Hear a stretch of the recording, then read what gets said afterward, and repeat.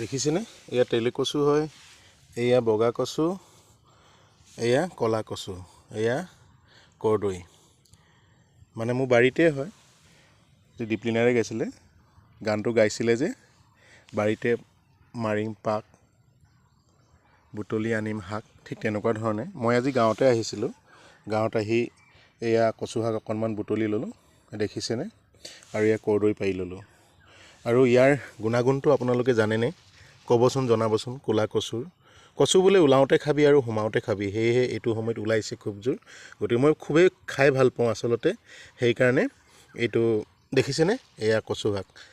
এইটো কচু শাকেই হয়, এইটো বগা হয়, এইটো ক'লা কচু, আৰু এইটো তেলি কচু।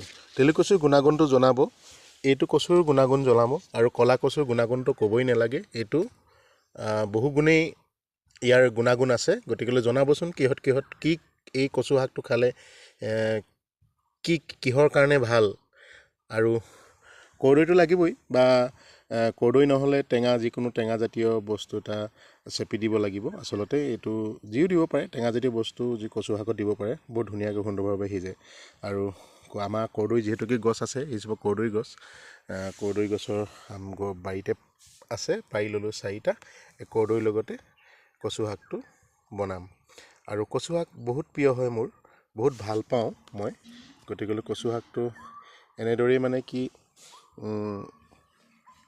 বনাই খাব লাগে। আৰু ইয়াত শুকান মাছৰ লগতো বহুতেই খায়, আৰু শুকতিৰ লগতো বহুতে খায়, কিন্তু বহুতে বহুত ধৰণৰ খায়। এই দেখিলে, এই তেলি কচু মোৰ নিজৰ বাৰীতে থকা বস্তু, তেলি কচু এয়া দেখিলেনে। আৰু কাৰ কাৰ ভাল লাগে জনাবচোন দেই। কথাখিনি হয়তো কোৱাত ইফাল সিফাল হ'বও পাৰে, বেয়া নাপাব।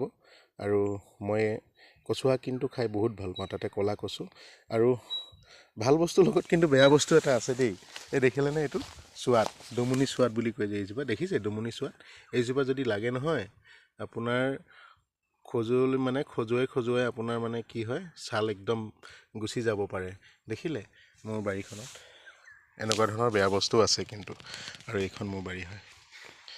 গতিকে বাই বাই।